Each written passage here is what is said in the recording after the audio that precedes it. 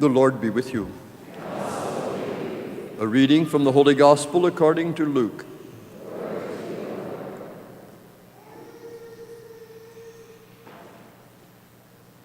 In this reading, we go back to Easter Sunday.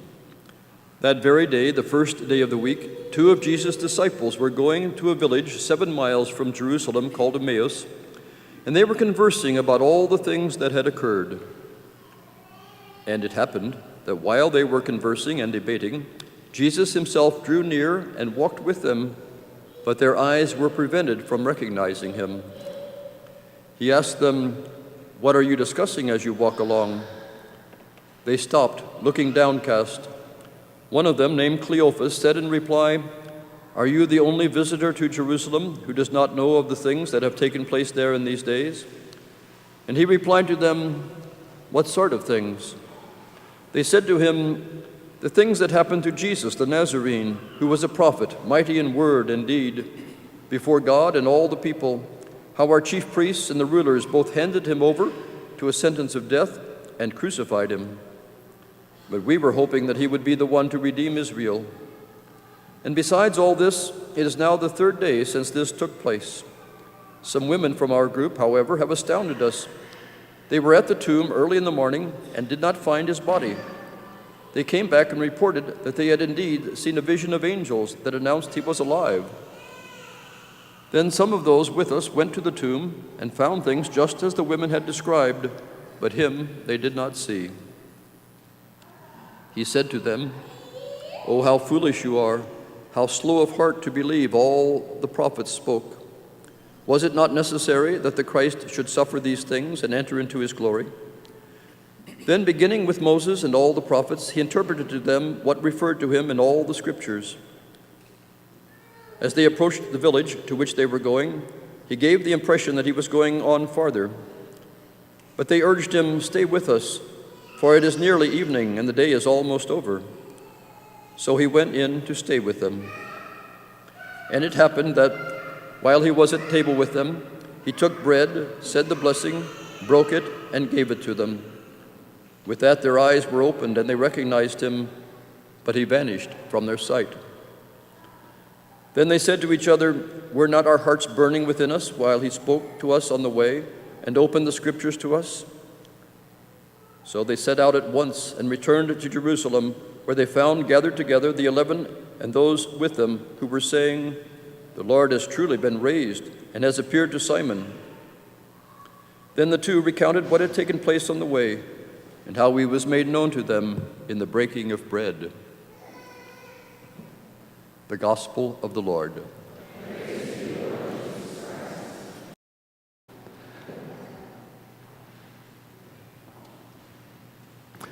In the Gospel, we hear another story, this time about two disciples who were very disappointed because their hero, Jesus, had been arrested, tortured, killed, executed as a common criminal. They had put their hopes in Jesus. They saw him as their hero, their dream come true, and as a close friend, someone they loved and who loved them, who was taken from their midst and destroyed. And so they were brokenhearted, they were depressed, they were torn apart. And they were confused because they had heard stories that this was different. Something had happened at the tomb, and he was not there anymore. And some even said that he was alive. And so for some reason, they left Jerusalem. We don't know if they left the church, they'd given up, they cashed everything in, decided to start their life over again, or whether they just went home to milk the cows. We don't have any idea. But they were leaving Jerusalem, and Jesus appeared to them, but disguised. They did not recognize him. And he opened the scriptures for them, all the Old Testament stories about him. And when they invited him in, he took bread, blessed, broke, and gave it to them. And then they recognized him, but he disappeared, vanished, because our God is a pretty invisible God. And he appears to us in disguises of various sorts. and we're slow to recognize him, to see him right here in our midst, just like those people were. Our eyes are seldom open to recognize him. Let me tell you a little story. Once upon a time, there was a little boy. He had been to church a lot, and he heard a lot about God. But he did not understand God. He'd never seen God. And one day he decides he's going out to find God. And he thinks this could be a long trip, so he decides he needs to pack a lunch. So he gets his knapsack and he puts in 4 packages of Twinkies, kind of the sustenance of his life, and 2 root beers, and he heads off. He goes several blocks to the park, and there he sees a lady sitting on a park bench watching the birds. He decides he's going to sit down next to her and take a little rest, and he just sits there a good while, and he's getting kind of hungry by this time, and he pulls out one of his Twinkies, and he looks at the lady, and she looks at him, and he says, well, might as well. So he offers her a Twinkie, and she accepts it graciously. She has this big smile on her face. And he thinks, that's the most beautiful smile I've ever seen in my whole life.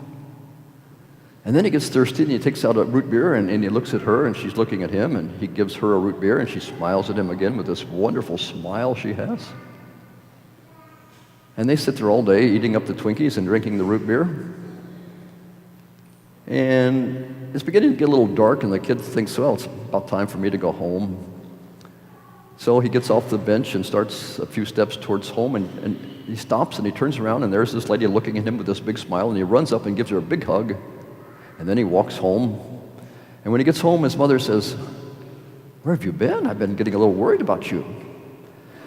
He says, oh, I was just over in the park watching the birds and having lunch with God. And his mother, before she can say anything, he says, and God has the most beautiful smile I've ever seen.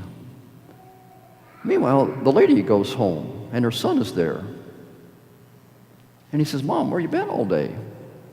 She says, oh, I was in the park eating Twinkies and having a root beer with God. And you know, he's much younger than I thought. I guess the question for us to think about this morning, to reflect upon, is where have you found God in your life? And where have you missed God in your life?